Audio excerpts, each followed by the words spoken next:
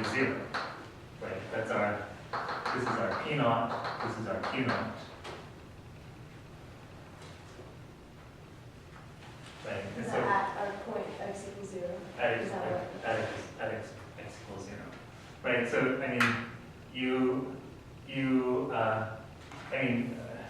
can do it by inspection, or you could say, let's look at, you can figure out the constant term by saying, let's take the limit as x goes to 0 of this thing. Right? The limit as x goes to 0, that will kill off all the non-constant terms. Right? And that gives you the constant term. Similarly, the limit as x goes to 0 of this thing will give you the constant term. And this is probably the better way to do it, because this will work if you're not at 0. Right? If you want to approach some other, if you're at some other regular singular point, you would use that regular singular point here, and just say, well, what is the equation? What does the analytic function do when you approach there? That would be the constant. So, like I said, we don't really have to do this, but if you wanted to, you would say, well, look, this corresponds to the Euler equation, x squared y double prime plus 1/2 xy plus 0 y is equal to 0. Right? And if you looked at the roots, you have the indicial equation, right? R plus 1 plus 1/2 r plus 0 equals 0. And you'll see that what you get, r squared minus r plus 1/2 r. So that's r squared minus 1/2 r equals 0. So you get r minus 1/2. Right, so the roots, the exponents of singularity are 0 and 1/2.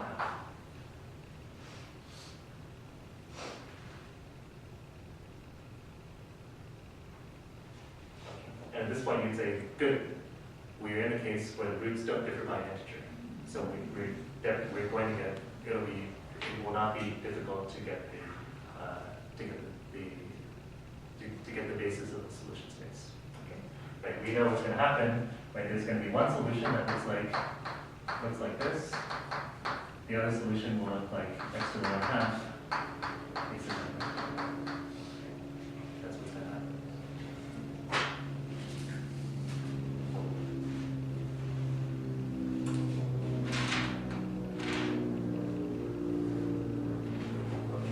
Everyone all right so far?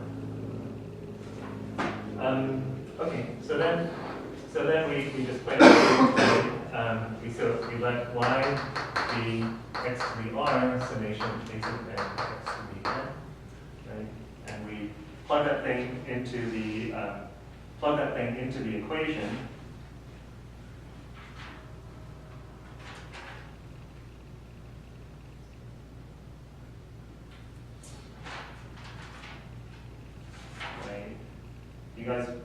You guys want to see that part, or should I skip it? You can skip it. Is that where you find like y prime and double prime?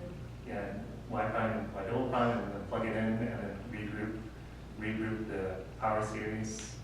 You know, take some of the terms out, see where the power series, if the power series start all the same power. If they don't, throw out some, pull out some of the earlier terms that they do all begin at the same power, and then reindex so that they all have the same indices, and then put it all back together in one power series. We can do it. Maybe it's useful to do it. That's good. Okay, so I'm not going to write up what y prime and y double prime are. That's easy, right? So you see what y prime and y double prime are. You plug it in, right? So you plug it in, and you get 2x times y double prime, right? Y double prime, r plus n minus 1, a sub n, x to the r plus n minus 2. I'll make that minus 1 and get rid of the x here.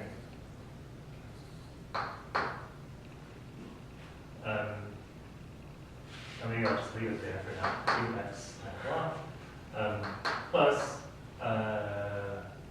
plus y prime is just r plus n, a sub n, x to the r plus n minus 1. And from 0 to infinity.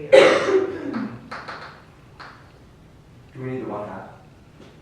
Someone? The 1/2. We are plugging back into the original equation. Okay. Plus xy, right? So we take xy, that's going to be summation n from 0 to infinity, a sub n, x to the r plus n plus 1 equals 0.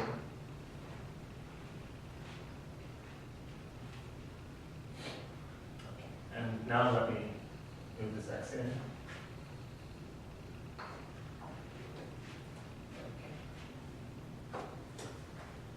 So the last term begins with the exponent r plus 1, and the other guys begin with terms r minus 1.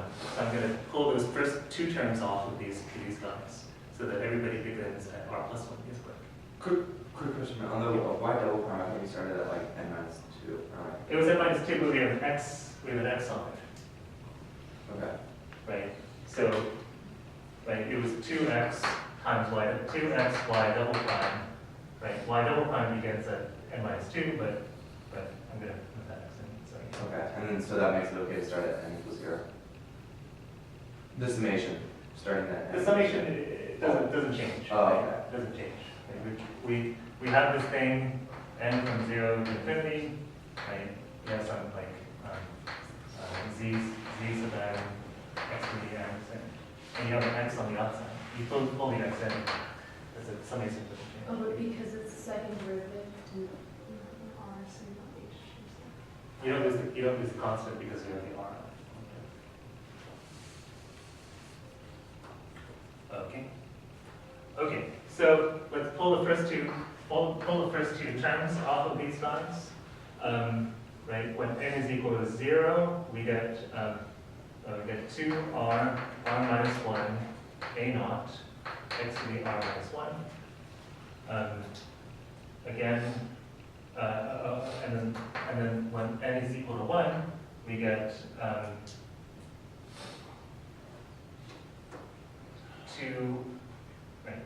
2r plus 1 times r, a1 x to the r. And then pull those first two terms off of that guy, right? We get r a naught x to the r minus 1 plus r plus 1 a sub 1 x to the r.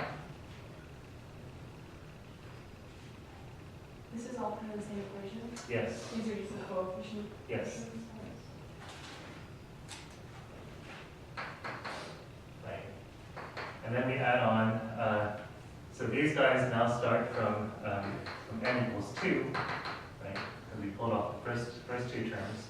We get 2r plus n minus 1, a sub n x to the r plus n minus 1.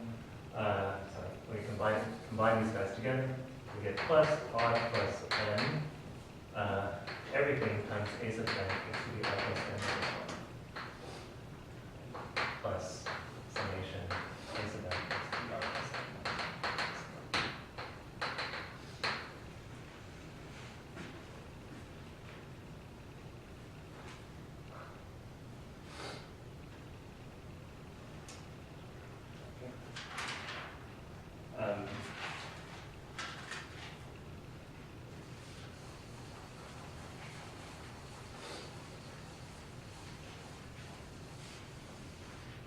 Okay, so putting it all together,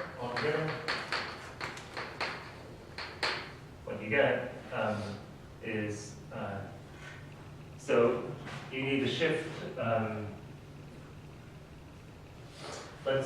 we can shift this index up 2, right? Shift this index up 2 and then combine everything together.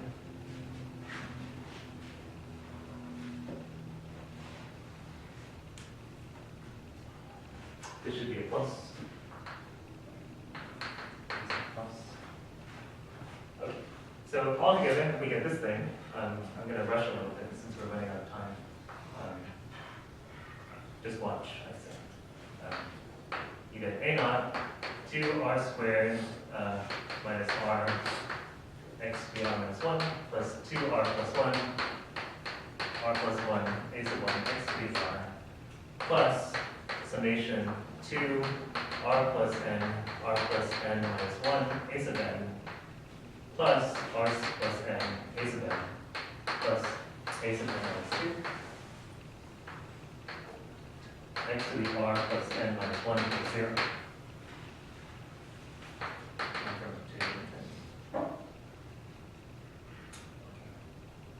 And then you set everything equal to 0, right? So you say, well, I know that r times 2r minus 1 must be 0. So r will have to be 0 1/2. This is where the indicial equation pops out. We didn't really need to calculate it because it will show up as the constant term, on the constant term as we saw.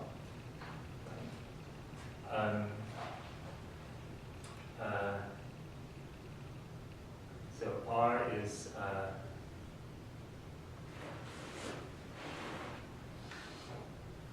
r is 0 or a half,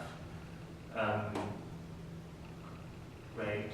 Okay, and then the second thing, so 1, we see that 2, we see that 2r plus 1 a1 has to be 0, right? But for either choice of our r, this is non-zero, so that forces the a1 to be 0. This is not going to be 0 for r equals 0 or half. So that forces the a1 to be equal to 0.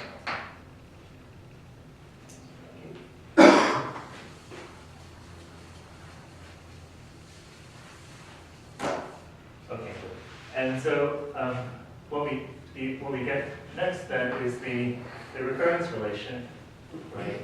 That a sub n then must be minus a sub n minus 2 over r plus n times 2 r plus n minus 1.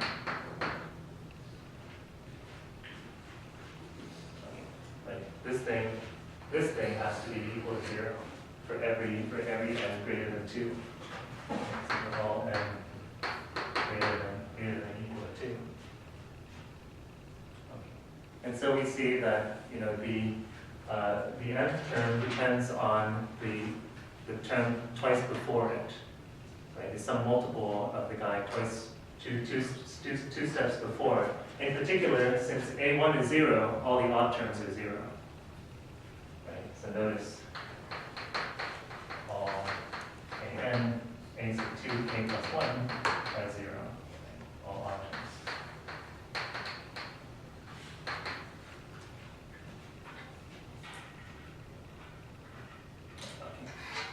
And then we play the same game that we did before, right?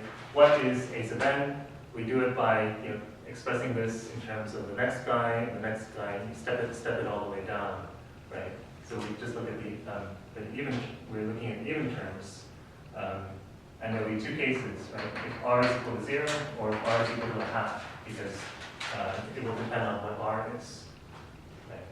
So if r is equal to 0. We see that a sub 2k is going to be minus a sub 2k minus 1 over r is 0. We just get n here, so 2k, 2 times 2k, so 4k minus 1.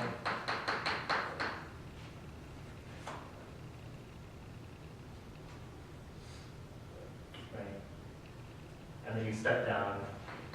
This is going to be, you just step all the way down to the bottom and you get negative 1 to the k a naught over 2 to the k factorial, and then 4k minus 1 times stepping down by 4s. So you start from 4k minus 1 and then you step all the way down to 3 by 4s. Okay. And so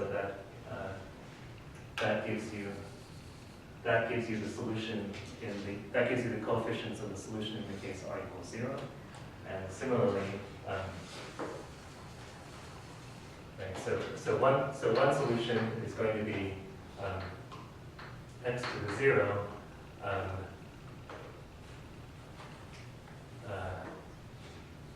x to the 0 summation,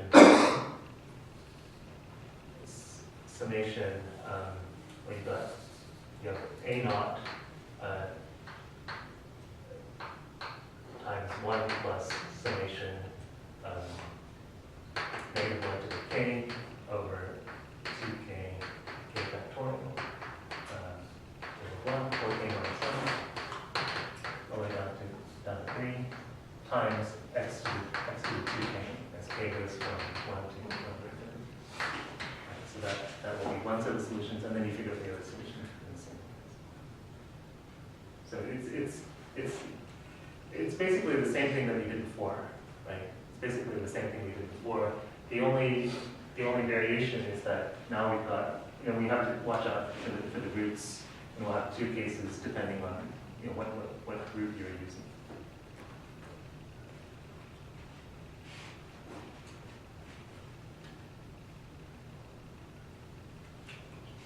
Okay, sorry to keep you on. I'll try to lay out pretty thorough notes and send them.